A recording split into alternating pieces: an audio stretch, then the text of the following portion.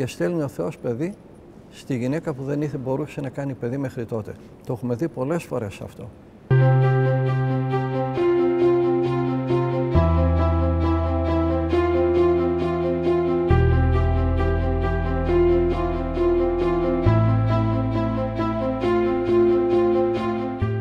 Ρωτάει μια κυρία, πώς μπορώ να παραδεχθώ το γεγονός ότι δεν μπορώ να κάνω παιδιά λόγω μιας επέμβασης μου από όγκο.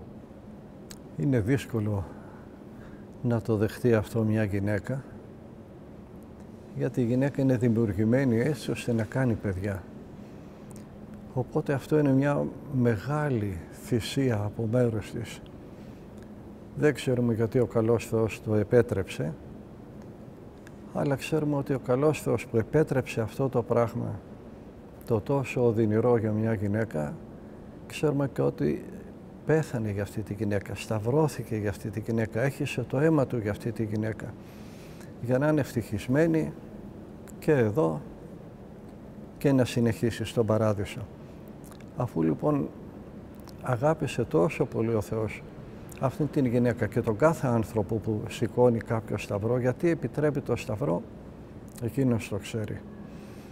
Το μόνο που μπορούμε να πούμε είναι να παρακαλάει εκείνη η γυναίκα και ο κάθε άνθρωπος που βρίσκεται σε κάποιο βάρος, σε κάποια δοκιμασία, σε κάποια αρρώστια, σε κάποια στέρηση, να παρακαλάει το Θεό και να λέει «Χριστέ μου, επέτρεψες αυτή τη δοκιμασία, αλλά στείλε μου και τη χάρη σου να μπορέσω να τη σηκώσω, να την αντέξω. Επέτρεψες αυτόν τον σταυρό, βοήθησέ με και να μπορέσω να τον κουβαλήσω».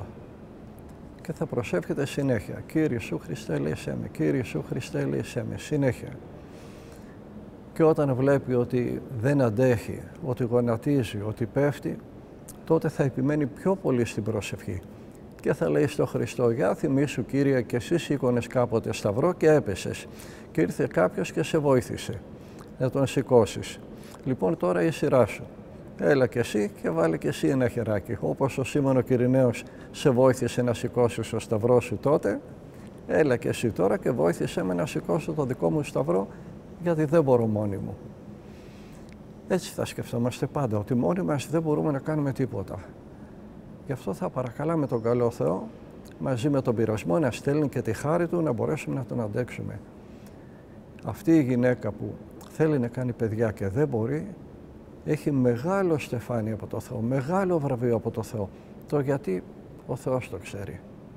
Μην ξεχνάμε ότι είχαμε αρρώστους Αγίους που δεν έγιναν ποτέ καλά. Δεν ζημιώθηκαν. Άγιοι είναι. Αλλά είχαν αυτή τη δοκιμασία.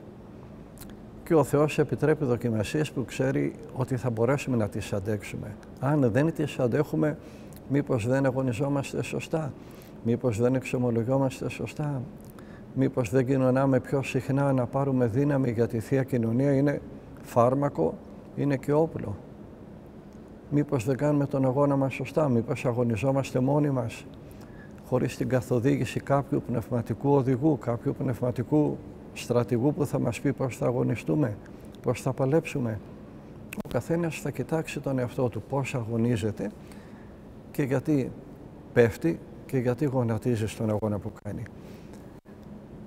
Μόνο με τη βοήθεια του Χριστού, με τίποτα άλλο, δεν μπορούμε να αντέξουμε. Ούτε μεγάλους σταυρούς, ούτε μικρούς δεν μπορούμε, αν δεν στείλει ο Θεός τη χάρη Του. Η γυναίκα τώρα εκείνη θα εντείνει ακόμα περισσότερο την προσευχή της. Τίποτα άλλο. Ώσπου να στείλει ο Θεός την πληροφορία, γιατί έστειλε και αυτό τον πειρασμό, γιατί έστειλε αυτή την ασθένεια. Μην ξεχνάμε τον Απόστολο Παύλο που είχε μια τρομερή αρρώστια με τα μάτια του, που τον έκαναν και στους άλλους αποκρουστικό, να μην θέλουν να τον ευλέπουν. Και ενώ παρακάλεσε τόσες πολλές φορές το Θεό να τον κάνει καλά, ο Θεός δεν τον κάνει καλά, του λέει «Αρκήσει η χάρις μου, σου φτάνει που σου έχω στείλει τη χάρη. Δεν θα σε κάνω και καλά», και τον άφησε άρρωστο. Και αυτός ο άρρωστος έκανε θαύματα, γιάτρευε άλλους. Και είναι ο Απόστολος Παύλος, που βλέπουμε ναι μεν η αρρώστια είναι κάτι κακό, είναι κάτι πολύ κακό, είναι κάτι που ο Θεός δεν το θέλει, αλλά το επιτρέπει σαν αγώνισμα σε αυτούς που είναι γενναίοι. και ανάλογα με τη γενναιότητα του καθενός είναι και το βάρος που επιτρέπει. Όταν βλέπει ότι κάποιος δεν μπορεί να σηκώσει πολύ βάρος, λέει άστον αυτό, θα πάρει χάλκινο. Όταν ο άλλος αντέχει πιο πολύ, αυτού θα το επιτρέψω και άλλη δεύτερη αρρώστια, να πάρει ασημένιο. Όταν βλέπει ότι ο χριστιανός είναι μεγάλος αγωνιστής, εκείνου θα το επιτρέψω ακόμα πιο μεγάλο σταυρό, να πάρει χρυσό κύπελο, χρυσό μετάλλιο. Ο Θεός ξέρει τι αντέχει ο καθένας και ξέρει και τι θα επιτρέψει στον καθένα. Εμείς το μόνο που ξέρουμε είναι να λέμε «Κύριε Ιησού Χριστέ, ελέησέ με» και να πολεμάμε. Μπορεί να είναι σαν παρηγόρια για αυτή την κυρία να υιοθετήσει ένα παιδί από το ορφανοτροφείο. Οπωσδήποτε πρέπει να υιοθετήσει παιδί. Ακόμα και αν δεν έχει αποκλειστεί η δυνατότητα να κάνει κάποιος παιδί, γιατί υπάρχουν πολλά άτεκνα ζευγάρια που αγωνίζονται να τεκνοποιήσουν, να κάνουν παιδιά. Αυτά τα άτεκνα ζευγάρια έχει τύχει πολλές φορές να υιοθετήσουν παιδί και μετά την υιοθεσία γεννήσανε.